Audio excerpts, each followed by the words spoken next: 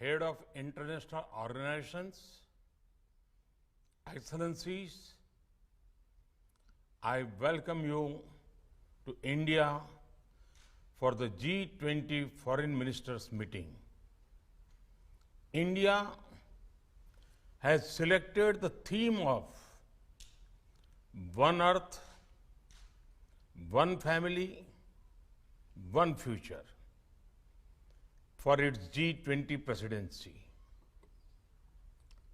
It signals the need for unity of purpose and unity of action. I hope that your meeting today will reflect the spirit of coming together for achieving common and concrete objectives. Excellencies, we must all acknowledge that multilateralism is in crisis today. The architecture of global governance created after the Second World War was to serve two functions. First, to prevent future wars by balancing competing interests. Second, to foster international cooperation on issues of common interests. The experience of the last few years, financial crisis, climate change, pandemic, terrorism, and wars clearly shows that global governance has failed in both its mandates.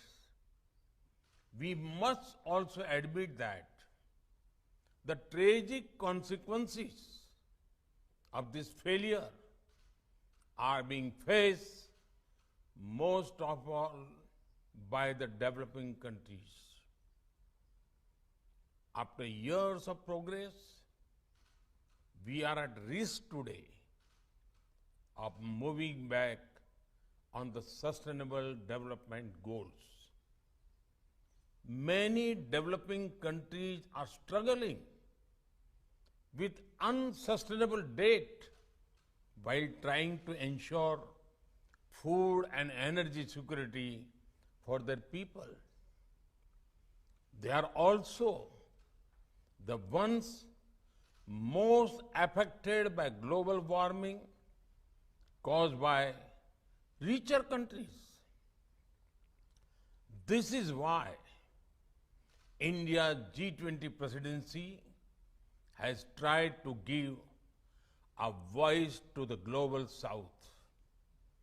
No group can claim global leadership without listening to those most affected by its decisions.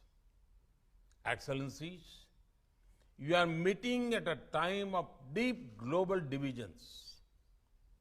As Foreign Minister, it is but natural that your discussions are affected by the geopolitical tensions of the day. We all have our positions and our perspectives on how this tension should be resolved. However, as the leading economies of the world, we also have a responsibility toward those who are not in this room. The world looks upon the G20 to ease the challenges of growth, development, economic resilience, disaster resilience, financial stability, transnational crime, corruption, terrorism, and food and energy security. In all these areas, the G20 has capacity to build consensus and deliver concrete results. We should not allow issues that we cannot resolve together to come in the way of those we can.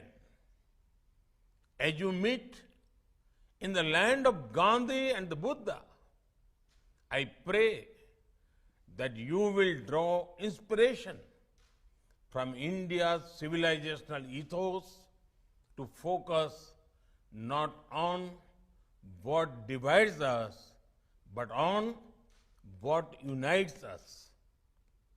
Excellencies, in recent times, we have seen the most disastrous pandemic of a century.